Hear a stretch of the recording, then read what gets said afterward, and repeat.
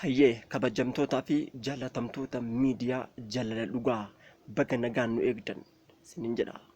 Barnoota keenya kan guyyaa har'aatitti osoo hin darbin dura namoonni haga ammaa maatii chaanala keenyaa hin ta'in sabskiraayib gochuudhaan nootifikeeshina ol godhachuu hin dagatinaa sinin jenna.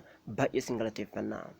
Barnoonni keenya kan guyyaa har'aa maali? Inni maal akka of keessaa qabatu isinitti hima. Dhimma security koodii dhaan wal qabatudha. Security koodii bilbila irratti bilbilli keenya icciitiiwwan dhoksaa qaban sannaan kan isinitti argisiisuuf deemu icciitii dhoksaa afaran tokkoon isinitti argisiisa jechuudha. Mee duraan dursinee icciitii dhoksaa kana akkamitti itti fayyadamna kan jennu. Icciitiin dhoksaa dijiitiin 2 yookaan dijiitiin 3 kan silkii keenya irratti dalaguu danda'u jechuudha. Isa kana bakka kana keessa baafna jechuudha. Dial pad bakka jedhu kana open goona. If bakka tana erga open goone itti barreessuu jalqabna. Star hash 06 hash wanta isin argitan kana kan naaf baasee jiru jechuudha. Maal naa baasee? Wanti inni naa baase kuni international machinery equipment identity naa baase jechuudha. Serial numberii silkii kiyyaa jechuudha. Lakkoofsi kuni serial numberii silkii kiyyaati.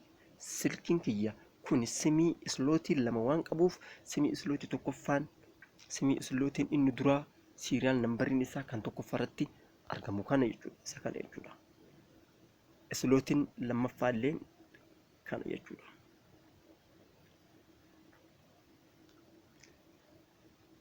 Serial numberii lakkoofsa keessanii nama gaafachuun hafee jira. Haala kanaan koodii itti barreessitanii argachuu kan dandeessan ta'uusaa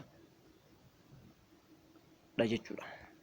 Koodiin inni lammaffaa dammoo star hash 4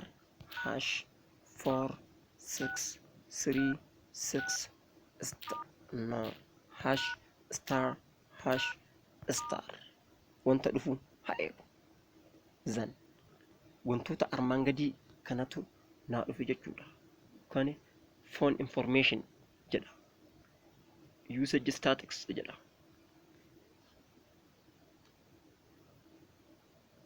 Kan biraa wifi statistics jedha. Wifi usage jechuudha. Mee tokko tokkoon haa tunnu. Phone usage jalatti wantoota hedduu jira. Identity machinery international machinery equipment identity jira. Phone number jira. Wanta sana gartan kana jalatti jira. Network type illee yoo barbaadan bakka kana jalaa illee kan baasu waan icciitii ajaa'ibaa kana koodii keessaniin ammaaf nuti GS only kan jedhu kana yoo filattan bareedaadha. Kan agarsiistanii raadiyoo power button off godhu qabaattu. Yoo bakka tana on gootan fire air mode osoo gubbaarra jiru daataa fa'a gargaaramuu dandeessan yoo tana on gootan jechuudha. Kana jechuudha. Kana off on goonni bira haa dabarru. Informationoota keessan haala kanaan laaluu kan dandeessan ta'uudha. Yeroo tokko duubatti baheen usage statistics bakka usage statistics jedhu kan ammoo namni silkii kanarratti wanta haga ammaa banamaa ture kan natti agarsiisuu danda'utu bakka tana keessa jira. Innis bakka tana keessa haa bannu. Yoo bakka tana keessa bunne wanta haga ammaa baname YouTubein baname, super security baname, wanni baname kana sa'aatii inni itti baname waliin haala kanaan iskaan godhee lafa naa kaa'a jechuudha. Namni silkii keessan yeroo tuqe sa'aatii fi appilikeeshina inni bane haala kanaan isin barreessee lafa isinii kaa'a jechuudha. Usage statistics appilikeeshinoota namichaan banee hojiidha. Fakkeenyaaf super security sa'aatii kanatti banee jira. Flamingo banee jira. Phone dial banee jira. Google Flow Story banee jira. Wantoota kana haala kanaan wanta nu silkii keenya irratti baname sa'aatii isaa wajjin haala kanaan banee lafa kaa'a jechuudha. Inni biraa wifi information. Wifi information fakkeenyaaf wifi app bakka jiru kana disable, disconnect, enable waan hedduu piinii fa'a nu gaafataa. Iddoo get configuration bakka jedhutu jira. Just haala kanaan wifi status bakka jedhu kana fakkeenyaaf wifi connected waan hin ta'iniif wanta barreessee hin jiru jechuudha. Disconnected jedhee jira. Isa kana koodiin inni itti aanu koodiin sadaffichi maalidha? Lakkoofsi keenya kun hidhamuu fi hidhamuu baachuu isaa namni nu jalaa xalafuuf xalafuu baachuu isaa kallattii kanaan laalla jechuudha.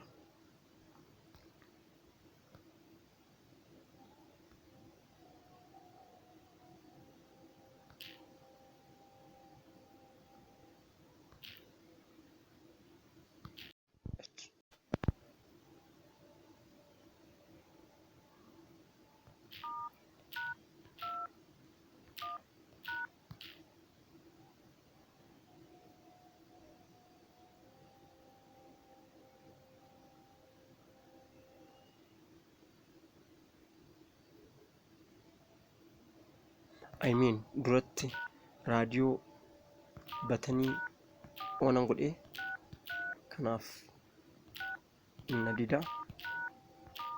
Raadiyoo batanii san oon godhuu hin qabaadhu.